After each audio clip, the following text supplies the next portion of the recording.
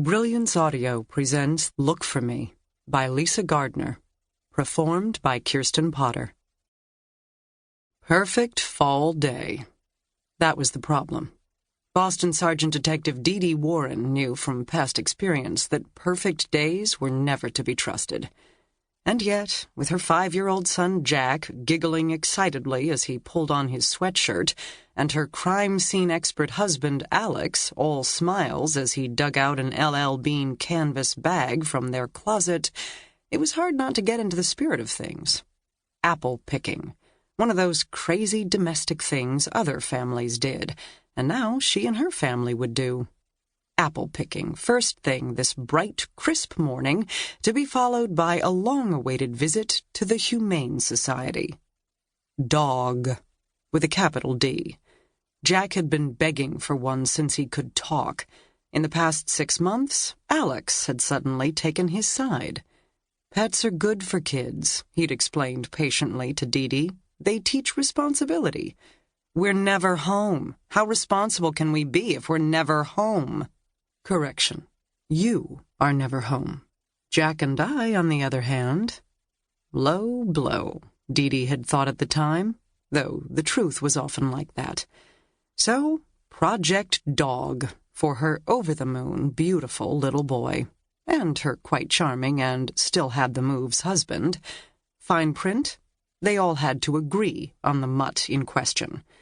Personally, Dee had no interest in a cute, squirmy puppy that would eat everything in sight. A mature, solemn-eyed pit bull, however? She admired their loyalty and fierce spirit. A female pit bull, 2 to 3 years of age, she'd already decided. Young enough to play with Jack and bond with the family, old enough to understand her immediate responsibilities to serve and protect. Dee pictured herself and this theoretical pit bull reaching a silent agreement on how to guard the boy at all times. Perfect fall day. Apple picking to be followed by dog adoption, to be followed by complete madness and mayhem, which was about exactly right for a family with a 5-year-old. Meaning she'd no sooner reached for her favorite caramel-colored leather jacket than her BPD-issued cell phone sounded. Then her personal one. She glanced at her department issue first, then her private mobile. She caught herself. Shrimp!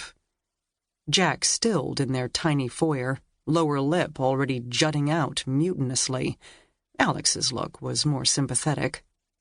Red ball, she mouthed to him, the text on her professional phone. Homicide speak for all hands on deck, as in whatever bad thing had happened at the address already being transmitted to her cell required every single Boston homicide detective in immediate attendance. In this day and age, her first thought was terrorism. Her one-time squad mate, and now reporting detective Phil, however, had sent a corresponding text to her personal phone, a note of warning and empathy from one parent to another. Domestic, he'd typed. Then, more pertinently, kids. Perfect fall day. She should have known better.